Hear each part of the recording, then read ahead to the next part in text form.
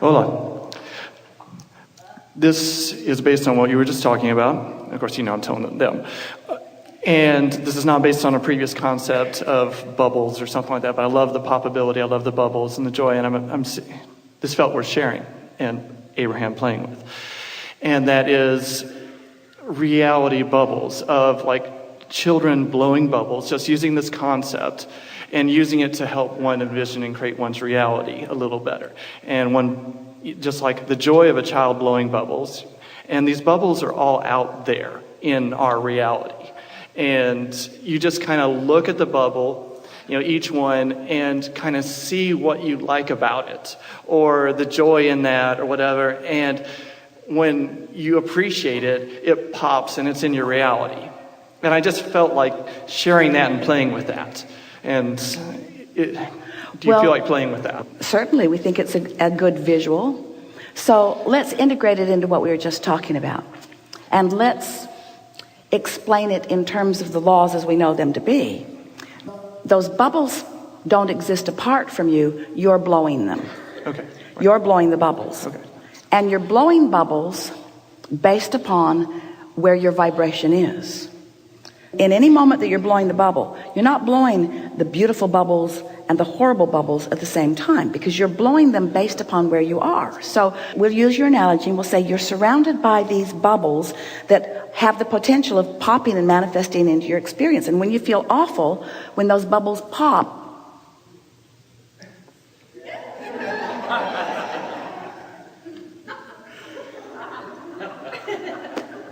we're trying to control Esther's words.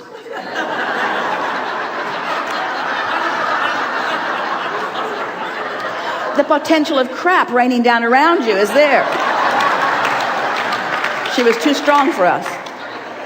So that is basically what's happening. The bubbles are just popping and manifesting around you based upon where you are. And so you might say that when the good stuff starts raining down around you, you'll know where you are, but we'd like you to know ahead of time. Mm-hmm. I want to play with a slightly different variation of that, and that is that if the bubbles are the variation where it's the good stuff, like the stuff that's in your vortex you were talking about, the stuff that you're creating along the way, the good stuff that's in your vortex when you're in your emotional space in between.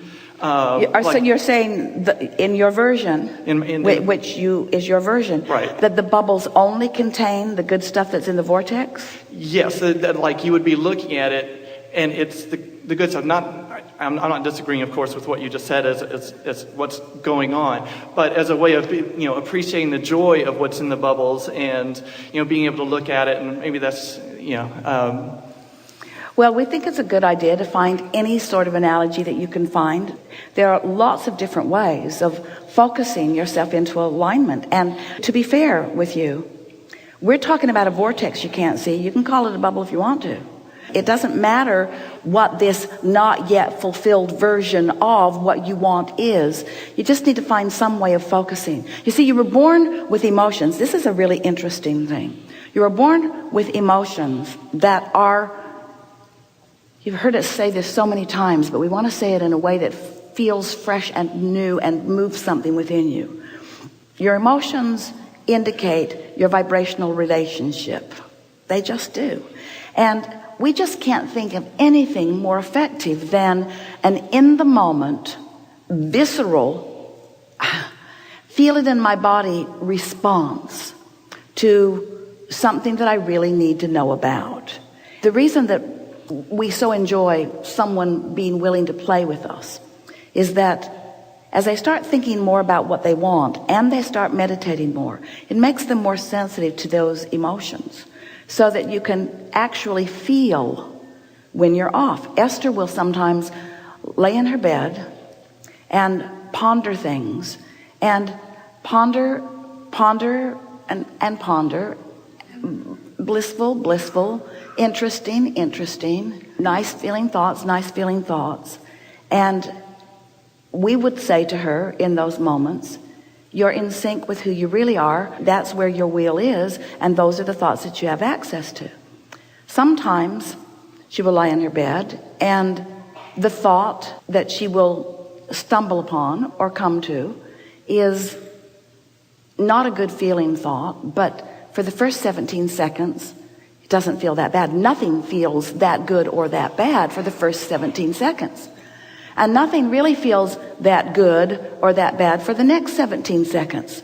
But when you get into the third and the fourth, when you cross that 68-second point, you've got enough momentum going that you can unequivocally feel the alignment or misalignment of that thought. It's so interesting, and it's just the way it's supposed to be. Sometimes it isn't until that sick feeling in her stomach hits her that she even realizes the vibrational content of the thought. Oh, what a concept. Guidance. You see. So we can go through all kinds of gyrations and offer all kinds of processes and all kinds of analogies, but the fact of it is, how much clearer could it be? You don't have to phone in. You don't need a cell phone app. You don't need somebody else's agreement or disagreement. You don't need a contraption on the wall to measure the temperature or the velocity of it. You don't need anything that is external. You don't need anything to help you understand. You've got this internal indicator that is active all the time, that is with you everywhere you go, that you have, for the most part, as human species, allowed to become dormant. Now, the beasts of your planet, it's not dormant within them. You watch them. You're trying to get them to conform with their behavior, but they don't do it very easily. They feel, they know, they feel, they know. They have a keen sense of who they are. And while you want to domesticate those that don't want to be, you want to put saddles on their back and ride them around when you've got perfectly other wonderful conveyances that you could use instead. In other words, you have guidance within you.